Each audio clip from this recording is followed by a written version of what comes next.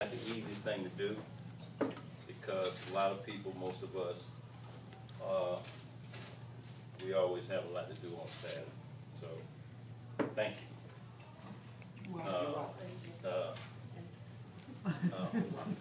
Basically, for those of you that might not know me, especially these two right here, my name is Louis Kelly. And I can only share with you how I got here and why we're here. Okay? I would say about maybe 6 months ago, no, a little bit longer, I met Sharon, which is sitting at the table. Raise your hand, Sharon. Okay. I met Sharon, and one of the things that I attempt to do, and I will continue to do, is to share things that I consider something that can help us along the way as a people. Okay? And I got to sharing some things with Sharon, and the first thing she said after I shared a few things with her was, can you do me a favor, come to my church, don't say nothing, because I sure don't want to hear what you got to say. Don't say nothing, but just come, sit down, listen to what the pastor has to say, and then afterwards, me and you can talk, but don't say nothing while you're there. So I said, okay. And so I went to, it was on a Saturday, and Sharon's church goes to church on Saturday, Seventh-day Adventist. So I sat there. I didn't say nothing. The people were nice, very cordial. I had a good fellowship. When I left, Sharon called me, and she invited me over her house. And I think that was about 7 o'clock. Went over her house. What I didn't know is that she had a gentleman there. His name, I know now, is Felton. And they both was going to double bank me. And try to see what I had to say, and then, you know, then try to double bank me to make sure what I was saying was correct or incorrect. So we got to talking, and Sharon would ask me a question about, tell me what you saw, tell me what you think. And I said, well, my honest opinion, it was very nice. I enjoyed it, but it was nice for them. And she says, what do you mean it was nice for them? And then General Felton was looking like, you know, what do you mean it was nice for them? So I said, well, one of the things that we as a people don't have in our midst is enough role models. A lack of role models results in the things that are happening to us today. If we were to do any stats, statistically, we as a people are at the bottom of the totem pole in practically everything you can name. We're last socially, we're last educationally, we're last financially. Where's the closest? I got a little money in my pocket. Where's the closest black bank? Anybody know from here? Where's the closest black bank I can go to? I want to make a deposit. Consolidated Bank. Where's that? In Hampton. Is that a black bank? Is it a credit union? Nope, it's a bank. How long has it been in existence? For years. It used to be a savings and loan. Okay, how many white banks will I pass before I get there?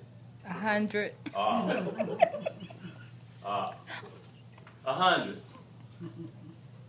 100 to 1 don't sound too good, does it? Okay, so that tells me that we're not in charge financially. You follow what I'm saying? And so when it comes to us being last on the totem pole, it doesn't matter whether it's financial, educationally, it doesn't matter. And we're looked at from others across the country in that same vein. We're looked at as a second-class citizen, One time the law books basically said that. Unfortunately, we were 3/5 of a human being, you know. So we've had a lot to overcome. Now, one of the major reasons is because we don't have enough role models. Because role models, any of us can attest to it. We learn from either watching an older brother, older sister, our mother, our father, a cousin. You follow what I'm saying? We got to where we're at today due to either an aunt, an uncle, a loved one. You follow what I'm saying? There was a book out years ago called Rich Dad, Poor Dad. And the gentleman that wrote the book said he didn't have a role model at home because his daddy was real negative all the time.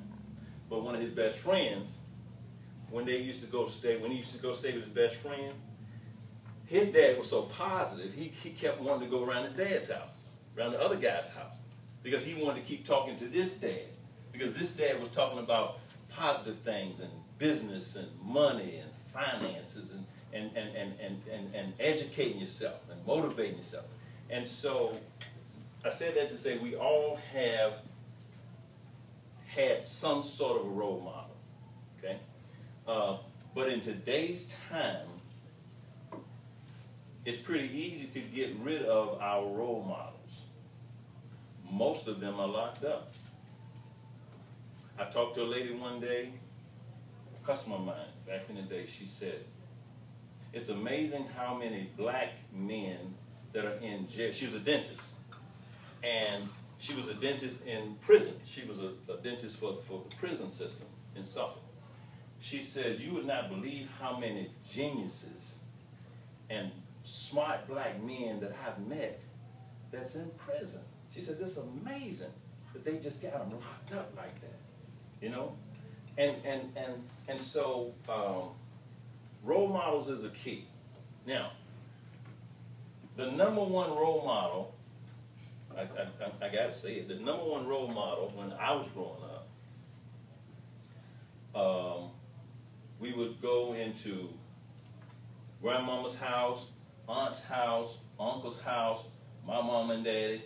They had a picture of mama and daddy, or grandmama and granddaddy, and aunt and uncle and brother and sister, right?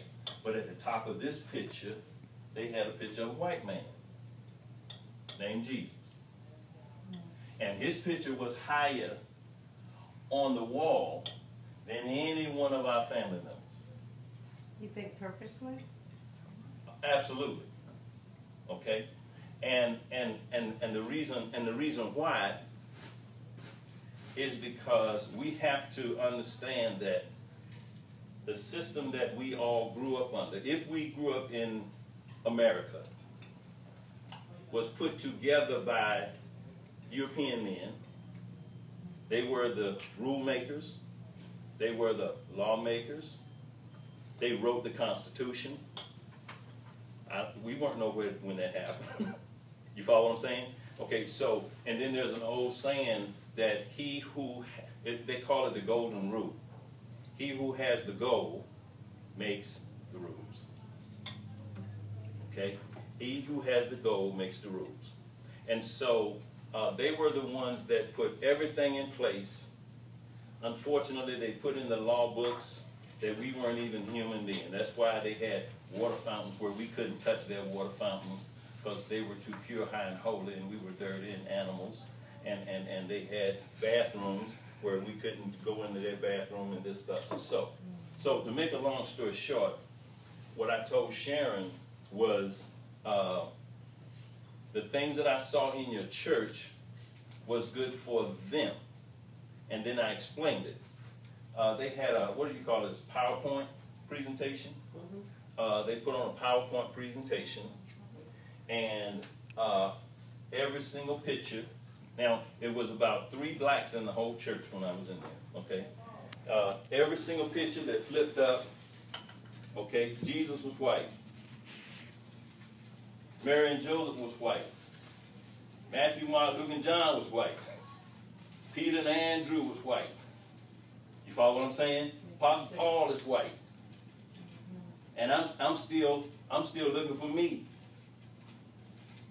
Every time they flick, what me? They're little children looking at the pictures like, right? And I'm saying to myself that if a little black kid was sitting in here, they wouldn't see themselves that they can connect to.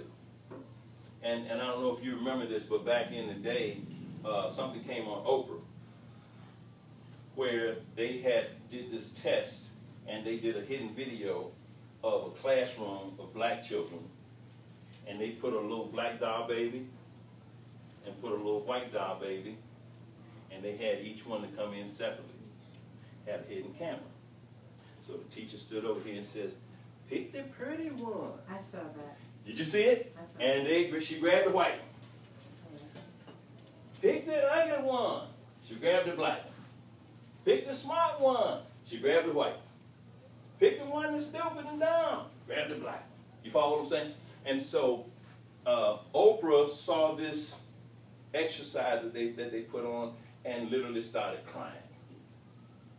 And she was in awe, like, I can't believe this is happening. I said to myself, I can. Because if this is the system that we're under, and if they make us second class here and second class there and put us at the bottom of the totem pole, then that's the way that they have designed it to be. Now, once we get to be an adult, quite naturally, you hear adults say, well, you know, I wouldn't have picked it. I know, God dang, way you would have picked it. You're 40 years old. You follow what I'm saying? But you can't say that when you 6 and 7. You follow? We can't. You know, we can all act like, you know, like somebody says to me one time. Well, does it matter what color Jesus is? I says yes. I says what matters.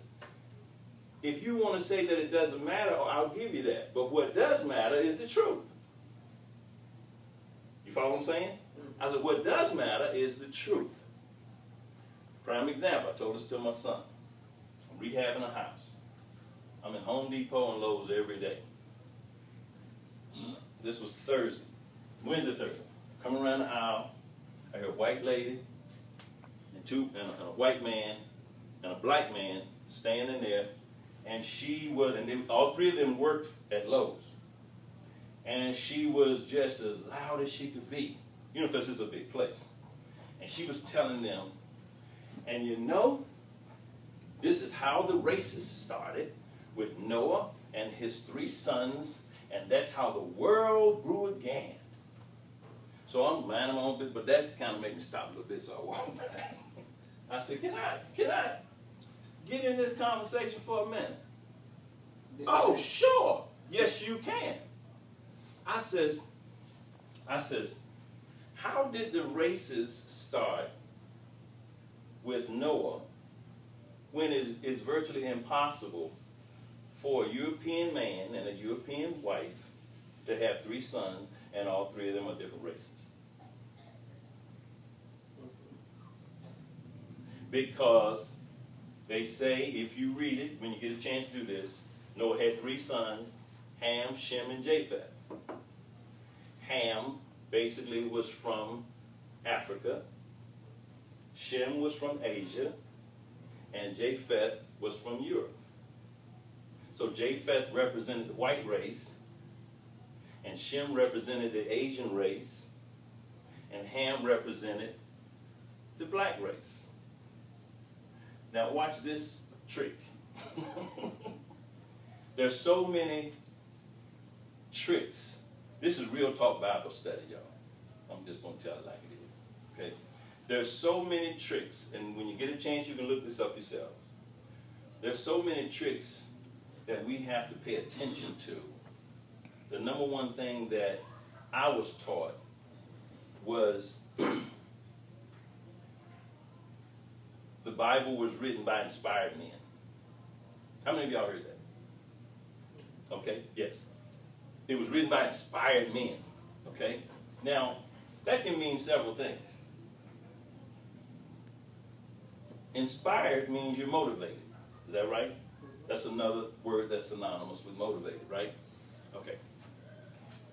There are people that are motivated to do a whole lot of things, good and bad. Bank robbers are inspired. You follow what I'm saying? You know, murderers are inspired. Okay? So just because someone says it was written by inspired men, that doesn't mean that they were godly men. That doesn't mean that they walked on water. That doesn't mean, you know, that they lived next door to God. Okay? We have to understand the history of the Bible that Sharon has. Sharon, show me, can you thumb through there and find some pictures?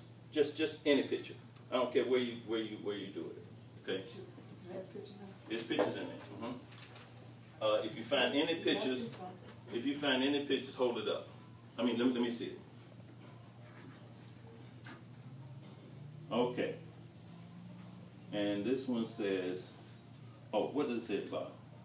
Jesus enters Jerusalem. Okay, now, how many white people on that page? Huh? Or let's back up. How many black people on that page? Do you see any? No, I doubt it. Okay, let me go to the next page. is that black? No, that ain't black.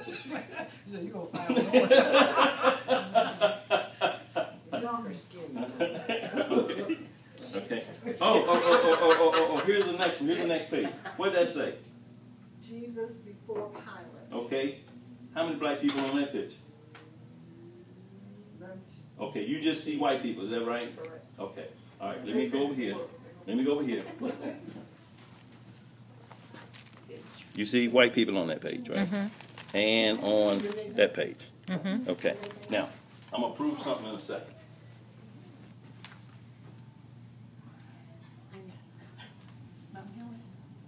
Huh? See what I'm saying?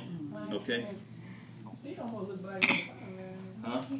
No, that's just a shade. that's the one. He in the shade. Shade. He in the shade. Okay? He's red. You follow what I'm saying? It's all Okay. right. Now, here's my point. Here's my point. There's an old saying. There's an old saying, and the old saying says this: a picture is worth what? 1,000 words. 1,000 words. That's real deep to understand, because if this particular book is 1,128 pages, right? I showed you one picture. Now how much is this book? How many pages? Aha, 2,000 pages. You follow what I'm saying? If I show you another picture in here, which I showed you two, that takes it to what? 3,000. Okay? If I show you another one, you see my point? What I'm saying is, if I show you 20 pictures in this one book, it basically triples. Okay? Because all they had to do, there you go, thanks. All they had to do was put some words, and then all of a sudden, bam, show you a picture. And there's no black people around, right? Exactly. Exactly. You follow what I'm saying? I know. Okay, so that takes me to my point that I had at Home Depot.